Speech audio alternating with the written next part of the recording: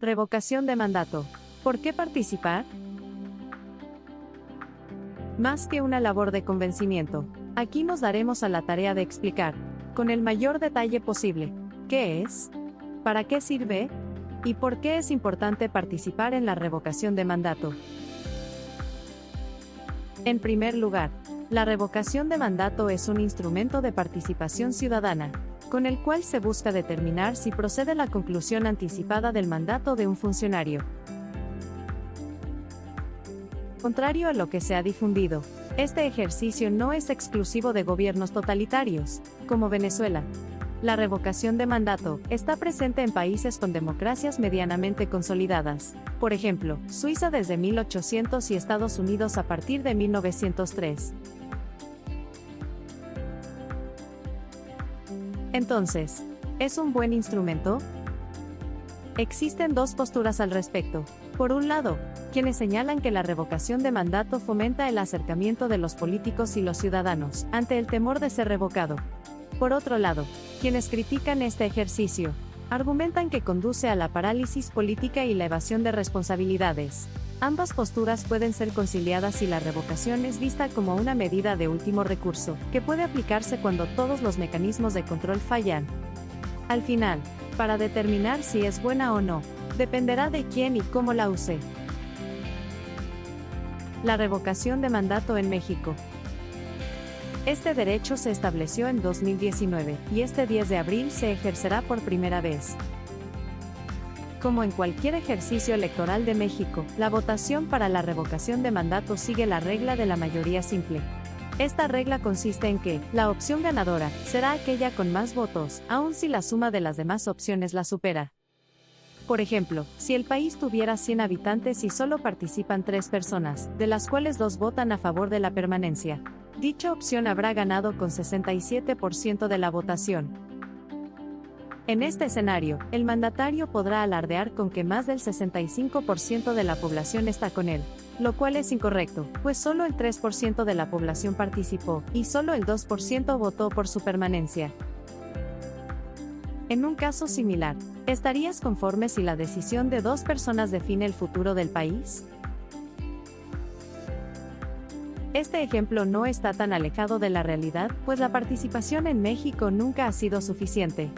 En promedio, desde 1988, la participación ciudadana en ejercicios electorales no ha superado el 60% de la lista nominal.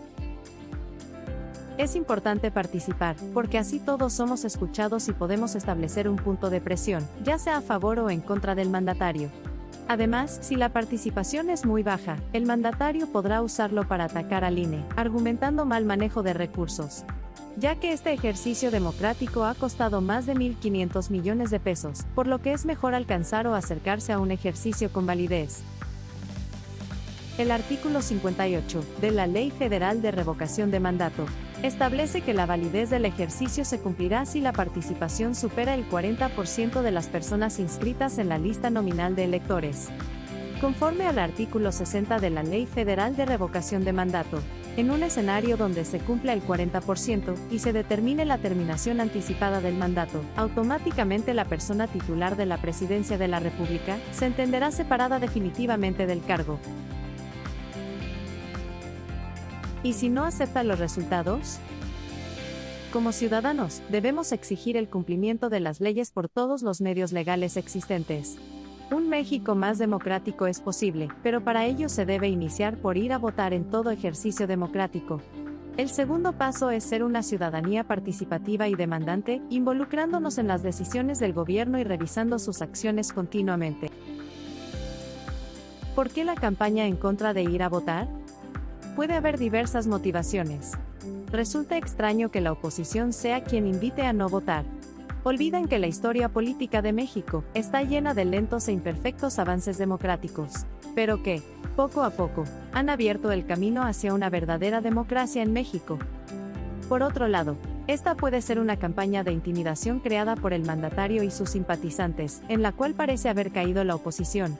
Esta táctica, propia del viejo régimen priista, consistía en intimidar a la ciudadanía para que no fuera a votar, o difundiendo información falsa sobre cómo votar, permitiendo que el partido se mantuviera en el poder, gracias a la baja participación de la ciudadanía opositora al régimen.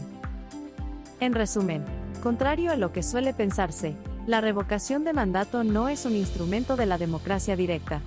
Esta es una herramienta para el control de las autoridades, que debería ser utilizado como última instancia, cuando todos los demás mecanismos de control ciudadano han fallado. Pero, ¿cuáles son esos otros mecanismos de control ciudadano y cómo podemos ejercerlos efectivamente? Como se mencionó, el primer paso es participar, y esa participación será una muestra ciudadana de apoyo al INE y la democracia. Por eso, vamos todos a votar este 10 de abril.